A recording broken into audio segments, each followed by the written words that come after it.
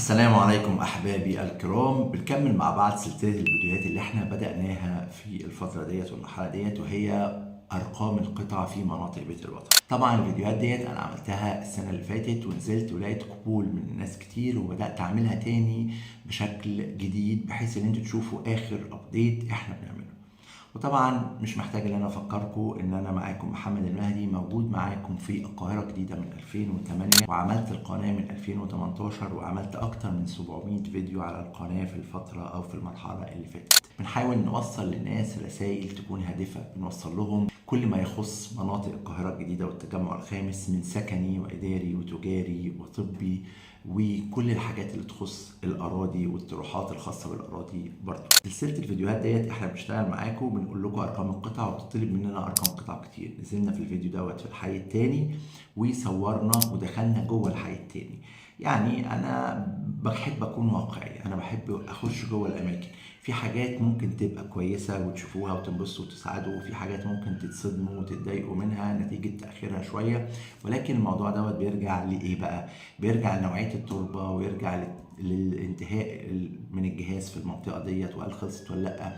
يعني مثلا في الحي التاني دوت في مناطق اوريدي خلصت وكانت كويسه واتبنت وبادئه خلال سنه ولا سنتين بالكتير هتسكت، في مناطق تانيه هتقعد لسه 3 او 4 سنين. فعشان كده احنا بنخش نصور. هي فرصه لتصوير القطع، للناس بتطلب مننا تصوير القطع ديت، فرصه واحنا بنصورها ان هي بتدخلكم جوه المناطق.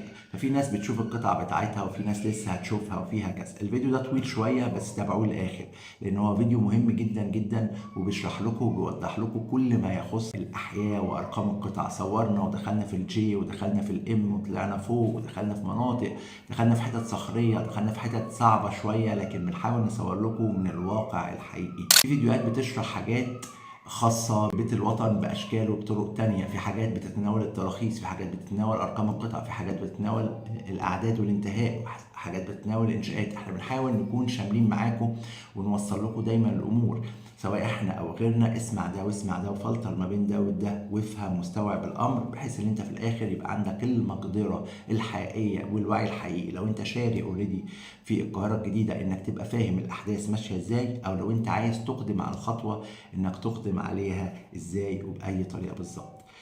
لو حد محتاج مني اي نصيحه واي معلومه تخص القاهره الجديده، وخصوصا في موضوع العقود والاوراق القانونيه والاختيار الصح والسليم للحاجه اللي انت بتختارها منين وفين وازاي، ابعتوا لي مباشره. ولو محتاجيني كمان اكون معاكم في موضوع العقود والاوراق القانونيه، هكون معاكم بشكل مباشر ان شاء الله، من A to Z. من اول السؤال في الجهاز، اختار التخصيص مع استلام كروك الارض اتسلمت ولا لا، تسلسل الملكيه ايه، الورق المظبوط اللي بنعمله. في تريكات كتيره بتحصل لازم ناخد بالنا منها. يلا نطلع نتفرج على فيديو الحي التاني، واصبروا لحد ما تشوفوا في الاخر حاجه لاخر دقيقه، وان شاء الله ربنا يقدر لنا ويقدر لكم الخير، يكون فيديو مفيد ليكم. وابعتوا لي كل ارقام القطع بسجلها، واللي صورته هنزل اصوره تاني عشان خاطركم، وان شاء الله نعمل حلقات متميزه جدا المرحله الجايه. ولو حد محتاج اي منطقه تانيه نتكلم عليها ابعتوا لي برده، واحنا تحت امركم. ولو في اي استفسار في النص في القاهره الجديده او التجمع الخامس ابعتوا لي. دمتم بخير، يلا بينا نطلع نشوف الفيديو. تحياتي. في الفيديو ده بقى قدامنا الفيو اللي انتوا شايفينه ده، اللي على ايدينا اليمين الحي التاني بيت الوطن، هنزوم اهوت الحي التاني بيت الوطن حرف الام، واللي على ايدينا الشمال الحي الرابع بيت الوطن حرف الاي. واقف فين بقى؟ في وسط الفيزون فوق، حتى هتلاقوا الحته، انا واقف في العالي، الحته دي بتاعت الفيزون ديت في العالي. مطلوب مننا قطعه هنا، مطلوب مننا قطعه رقم 95 ام، تبقى على ايدينا اليمين، هنصورها. ده حرف الايه في المنطقه الحي الرابع، الحي الرابع بيت الوطن دوت. واللي على ايدينا اليمين ده حرف الام في الحي الثاني بيت الوطن. لسه هي المشكله في الحاجات ديت، المناطق صخريه شويه، لكنها مستقبلا بتتبني اهيت وقويه، هتكلف اللي بيشتغل عليها واللي بيحفرها. قطعه 96 القطعه اللي قبل الناصيه اللي على الشارع الرئيسي، شوف كده الناصيه فين، وهي القطعه اللي قبل الناصيه اللي على الشارع الرئيسي. اعتقد هي القطعه اللي بتتعمل هيكل دي، ولا اللي قبلها ناصيه فين؟ ايوه ده كده شارع، لا دي مش شارع، الشارع الجاي اهو. هي القطعه الفاضيه اللي جنب اللي بتتبني دي. شايفين القطعه اللي بتتبني دي؟ هي القطعه اللي جنبها دي، هي القطعه اللي جنبها دي. تمام. احنا بعد كده مكملين على الفاصل ما بين الحي الثاني والحي الرابع، ومطلوب مننا قطعه تانية، مطلوب مننا قطعه رقم 71 ام. تاني نمره من الشارع الرئيسي، هي في الظهر هنا، معرفش هنعرف نخشها ولا لا، نعرف نخشها ولا لا، الطريق شغال هنا ولا لا. شوف كده.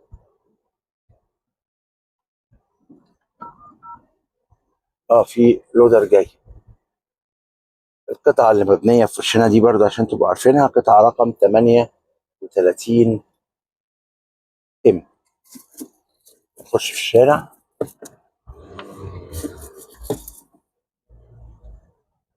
لازم العربية اللي تخش هنا تبقى مانيوال، ولازم تبقى يعني تستحمل الدغدغة. ماشي، دخلنا بالفعل.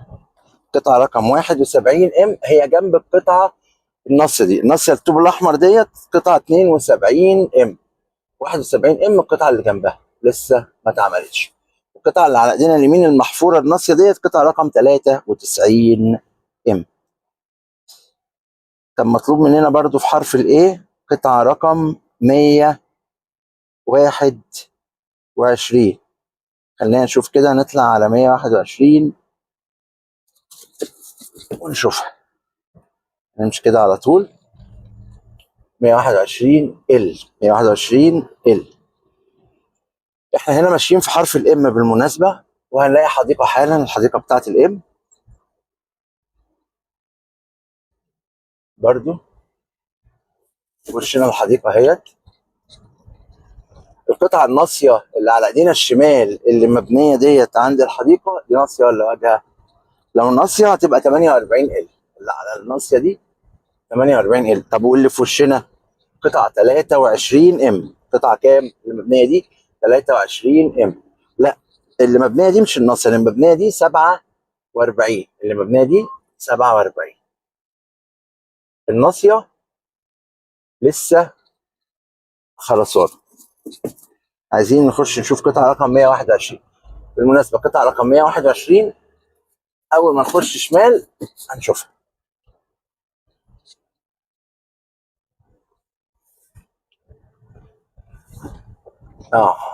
شغالين أهو بالمنظار. هي الصخر اللي في وشنا دي يا ربي، هي القطعة الصخرية اللي في وشنا دي على طول. ده يعني هتاخد حفر وشغل ومجهود، الله يعين أصحابها. دي على شارع جنبها اللي مبنية دي بالمناسبة أهي، اللي مبنية ديت اللي على ايدينا الشمال دي قطعة رقم 120، اللي هي دي 120 ال. تمام. كان مطلوب مننا برضو قطعة رقم 206 جي. تعالوا نشوف 206 جي. حرف الجي يا جماعة، حرف الجي في الحي الثاني برضو حرف صخري شوية. في ناس بتطلب مني او تسألني على المناطق، بس طبعا ادينا شايفين اهو الصخور وشايفين المنطقة وداخلين مع بعض، يعني بنعيش مع بعض مغامرة مش اي حد بيعيشها. اللي في وشنا دي بقى يا جماعة، اللي في وشنا دي اللي فيها الأعمدة اللي بتتبني دي، في أعمدة هي أعمدة البدروم لو شايفينها، دي قطعة رقم 209. دي قطعة رقم ايه؟ 209 جي. ده الفاصل اللي ما بين حرف ال وحرف الجي، حرف الام وحرف الجي. طيب قطعة رقم 206 فين بقى؟ قطعة رقم 6 على ايدينا اليمين، على ايدينا اليمين هنخشها دلوقتي هنلاقيها. اللي بيحفر فيها الدكاك دوت 208. شايفين ده دكاك شغال. ودايما لما حد كان بيسالني كنت بقول له حرف الجي صخري، حرف الجي يعتبر صخري شويه. اه هعمل لكم حاجه، اسمعكم الصوت. عشان تعرفوا انا مانع عنكم صوت قد ايه بقفله الازاز. الدكاكين شغالين اهو.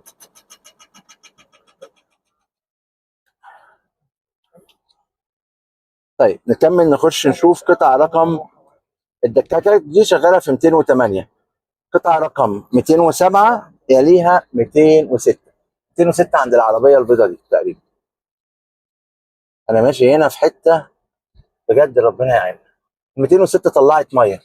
السلام عليكم. 206 طلعت ميه يا جدعان. فيها ميه. المهم ده الفاصل اللي ما بين حرف الجي وحرف الام، ومنه نطلع على الفيسو. يبقى احنا كده صورنا اللي طلب مننا في الام واللي في ال واللي في الجي. هنطلع وهنكمل بقيه التصوير ونطلع على شارع النوادي، بس احنا لازم نلف ونطلع عشان نبقى عارفين هنطلع من ايه. دي داخله هي تطلعنا من قلب حرف الجي، بس دي اللي مطلوبه مننا بس في الجي. يلا هنكمل بقيه الفيديو. طبعا زي ما انتم عارفين احنا ماشيين في الادغال يعني عشان كده فعلا العربيه لازم يكون ليها بتستحمل. لازم العربيه اللي بتكون داخله هنا بتستحمل. يعني شايفين هنا مثلا في الحي التاني احنا خرجنا رجعنا من جي اهوت خارجين، وادي مثلا المنطقه اللي هي حرف الام صخري. صخري هنخرج احنا على الشارع الرئيس. طبعا يا جماعه انا معاكم من 2018 في القناه، صورنا فيديوهات كتير، فدنا ناس كتير عاملين بالخارج، مصريين عاملين بالخارج. الموضوع ده مهم جدا ليهم. الحمد لله الحمد لله كميه حب الناس هي اللي مخليني اكمل لحد دلوقتي في القناه، هي اللي مخلاني بنزل اعمل فيديوهات وبصور واحاول قدر المستطاع اساعد ناس. الحمد لله بفضل ربنا بفضل ربنا كنا اسباب في ان احنا اسباب بفضل ربنا وباكد عليها في ان احنا منعنا ناس انهم يشتروا من شركات للاسف النهارده عليها مشاكل وحواديت وقصص، واشتروا من شركات تانية الحمد لله بفضل ربنا استلموا وباسعار متميزه وقتها، وما اتغيرت لهمش الاسعار وعقدهم كان كويس. ولما كانت حتى بتحصل مشاكل معاهم كانت الشركات ديت بتعرف تحل لهم مشاكلهم، سواء كان حتى لو في تعثر اقساط او لو كان في مشاكل في الاقساط، وكنا كاتبين عقود الحمد لله محترمه تامن الناس دي. anyway احنا صورنا كام قطعه دول في الحي الثاني اللي على ايدينا الشمال، ده الحي الرابع ايه يليه الحي الرابع بي. anyway اللي انا عايز اكد عليه دايما الشارع ده الفاصل ده حاجه و70 متر لما يخلص. اللي انا عايز اكد عليه دايما لو سمحتم اشتروا صح. اشتروا صح، اشتروا من حد خبره، اشتروا من حد عنده سابقه اعمال كويسه، اشتروا من شركه ورقها مظبوط وهي المالكه، اشتروا من شركه موجوده على ارض الواقع وحقيقي اتعاونوا مع حد متخصص. مش شرط انا، وقلتها كتير في فيديوهاتي الحمد لله انا بساعد الناس وبخدم الناس سواء بمقابل او دون مقابل. يعني لو انا كنت موجود معاك بنفسي من A to Z باخد مقابل مش كبير بس هو هيفيدك. طب لو بدون مقابل اسالوا واعرفوا. الحمد لله بدون مقابل ساعدت ناس كتير. في الاخر طالما ربنا سبحانه وتعالى مديني معلومات وعارف معلومات، دي منطقه كي ومنطقه اتش اللي على ايدينا اليمين، وديت لسه ما اتسلمتش في الحي الثاني. اتش تسلم فيها بعض القطع، واللي على ايدينا الشمال ديت الحي الرابع الاراضي الاكثر تميزا منطقه كيو بدات اهي تشتغل. فالحمد لله اللي بيتابعني وعارفني من 7 أو 8 سنين وانا شغال في القناه ديت او بعمل فيها فيديوهات ومكملها بسبب متابعيني يعرف قد ايه الحمد لله اني ساعدت ناس كتير جدا بدون مقابل، وفي ناس ساعدتهم بالامانه بمقابل مراجعه العقد والحضور بنفسي والسؤال على الجهاز. سواء ده او دوت مش حاجه انت مجبر عليها، لكن اللي انت مجبر عليه انك ما تضيعش فلوسك. اللي انت مجبر عليه انك تسالني وتسال غيري، بس تختار صح انت هتسال مين. دي النقطه المهمه جدا.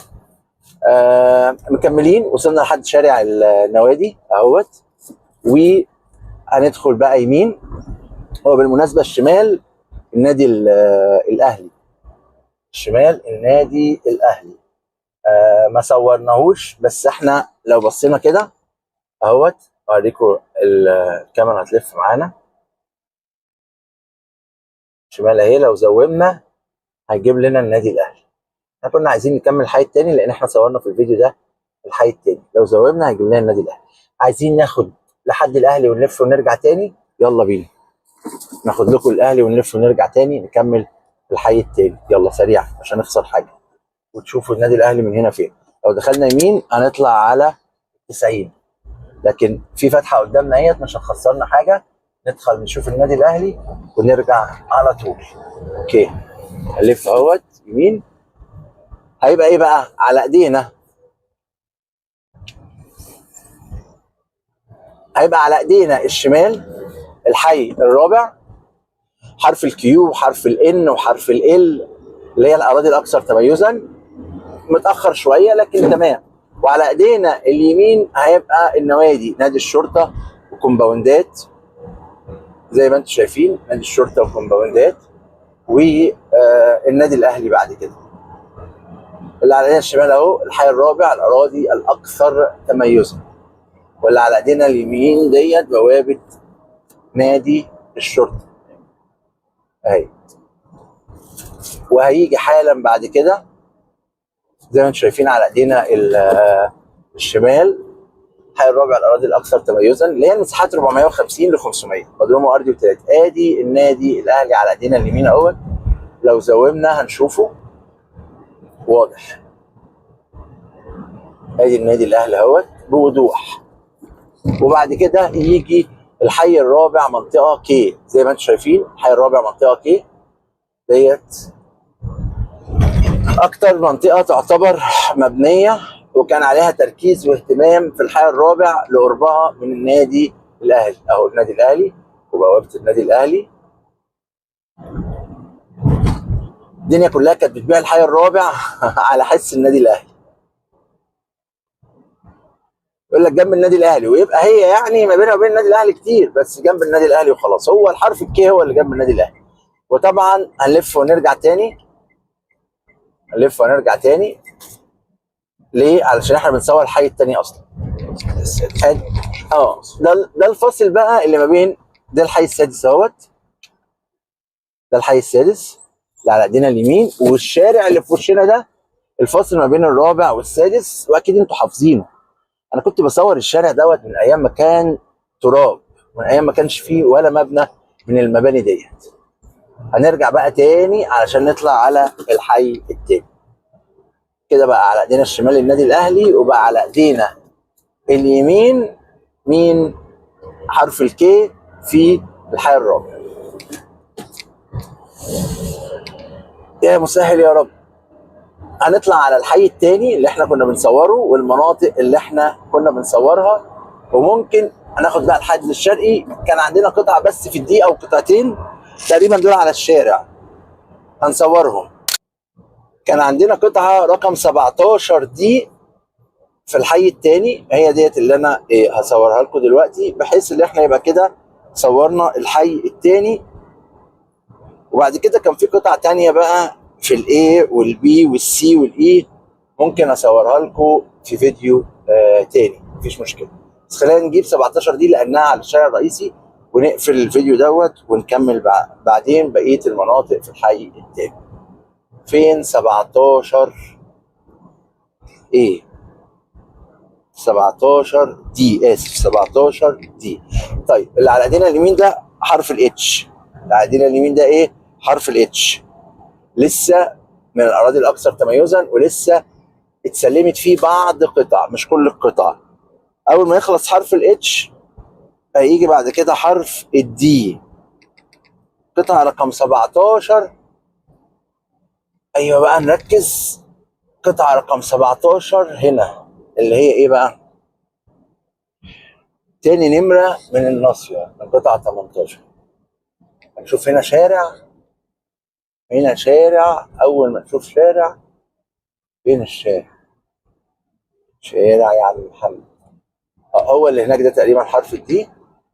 تمام، حلو. كل ده اتش، واللي هناك في العربيه اللي طالعه دي حرف الدي، العربيات اللي طالعه دي حرف الدي.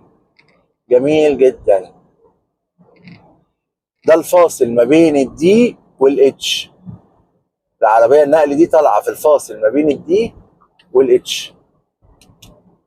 تمام كده؟ طيب القطعه الناصيه دي قطعه 118 اللي على ايدينا اليمين، يليها ناصيه بعدها وشارع. اوكي، ادي الشارع اهو زي ما انتم شايفين، الشارع اهو، الناصيه اللي بعدها 107. طيب تيجي بعد 107 دي قطعه كام؟ 18. دي 18 يبقى 17 انهو القطعه اللي بعدها. بس ادي كده 19 القطعه اللي في وش العماره اللي مبنيه بالطوب الاحمر. العماره اللي مبنيه في الطوب الاحمر دي رقم 20، واللي مبنيه بالابيض ديت رقم 21. يبقى اذا قطعه 17 هي القطعه اللي على الرئيسي ديت. 17 دي على شارع النوادي يا جماعه، وده الحد الغربي بتاع الحي الثاني. الشارع دوت بقى عظمه خالص، في عواميد اناره كمان اتركبت فيه زي ما انتم شايفين. اليافطه اللي بتقول الرحاب ودار مصر في وشنا على طول مكمله. حرف الدي في مواقع كتير قوي مبنيه اهيت زي ما انتم شايفين ما شاء الله. في مواقع كتير مبنيه في حرف الدي. هو يعني اتطلب مني ان انا اصور الشارع ده بالليل، بس في فيديوهات اتعملت موجوده لتصوير الشارع ده. يعني انا بحاول قدر المستطاع ان انا اصور لكم بيت الوطن بالنهار عشان توضح لكم المعالم والحاجات الحقيقيه، لان بيت الوطن مش هيسكن النهارده، عشان برضه نبقى في بعض ناس ساكنه وفي نسبه مجازفه فيها، دي حقيقه وكل حاجه. لكن في الاخير لسه بيت الوطن عشان يبدا ستارت هيبقى انت بتتكلم في سنتين عشان تحس ان في ستارت. بالمناسبه اللي على ايدينا اليمين ده حرف الايه، واضح ان في شغل على شارع 90، فهو هراس وحاجات شغاله هي اتسافرت وتشتغل. فاحنا هنخش من البطيء دوت حرف الايه اهوت. هنخش من حرف الايه ده كده حرف الايه. طب اللي مبني ده ممكن يبقى قطع ايه؟ خلونا كده نجيب نبقى عارفين دي قطع ايه على الخريطه. ده كده حرف الايه. حرف الايه هنقابلنا شارع على ايدينا يمين، اعتقد دي قطعه 39 او 40. هيقابلنا حالا على ايدينا اليمين ناصيه هيبقى رقمها 36. ناصيه شارع لسه ما قابلتناش، لسه احنا مكملين، لسه احنا في حرف الايه. لا يبقى القطعه دي كانت اكتر من 40 ولا احنا عدينا بقى وطالعين على طول؟ هنشوف. القطعه اللي على ايدينا 90 بيعملوا فيه شغل، 90 شغالين بيعملوا فيه شغل في شارع اهوت. ايوه الناصيه اللي على ايدينا اليمين دي قطعه رقم 36، والناصيه اللي عند الراجل اللي هو حاطط ديت قطعه رقم كذا. طب ما نخش، يلا نخش. الراجل فتح، يلا نخش، يلا نخش. السلام عليكم. اهو فتح لنا البتاع ندخل. شكرا يا عم الحاج. طب احنا دخلنا في شارع اهو في قلب حرف الايه. دخلنا في شارع في قلب حرف الايه. القطعه اللي في وشنا دي المفروض ناصيه ممر 77 ايه اللي هي العماره المبنيه دي، واللي على يمينها اللي بتتبني ديت قطعه رقم 78 ايه. بالفعل مكتوب عليها 77 ايه. والقطعه اللي على ايدينا اليمين بقى اللي مبنيه بالفعل ديت قطعه رقم 79 ايه. تمام. نخش على الفاصل ما بين الايه بقى والبي. بس احنا كده دي قطع مبنيه في حرف الايه. حرف الايه في شغل وفي مباني وفي انشاءات. تمام زي الفل. هنرجع تاني ونكمل بقى نخش على الفاصل ما بين الايه والبي، ويبقى احنا كده صورنا لكم الفيديو الاولاني الحي الثاني بتفاصيله كله. احنا مع بعض دلوقتي بنحاول قدر المستطاع ان احنا نصور لكم الفيديوهات ونكمل لكم الحي الثاني ومن الحي الاول. بنحاول قدر المستطاع ان احنا نصور لكم الاحياء كلها بمناطق القطع بتفاصيلها، وارجو دايما ان احنا نكون بنفيدكم. ويا رب اللي محتاج مني اي نصيحه او اي معلومه تخص منطقه بيت الوطن في العقود في الاوراق القانونيه اكون معاه بنفسي. انا بقيت بقدم الخدمه ديت ان انا اكون موجود معاه بنفسي. لا تنسوا الدعاء لاخي عبد الله بالرحمه والمغفره. دمتم بخير. كان معكم محمد المهدي. السلام عليكم ورحمه الله وبركاته.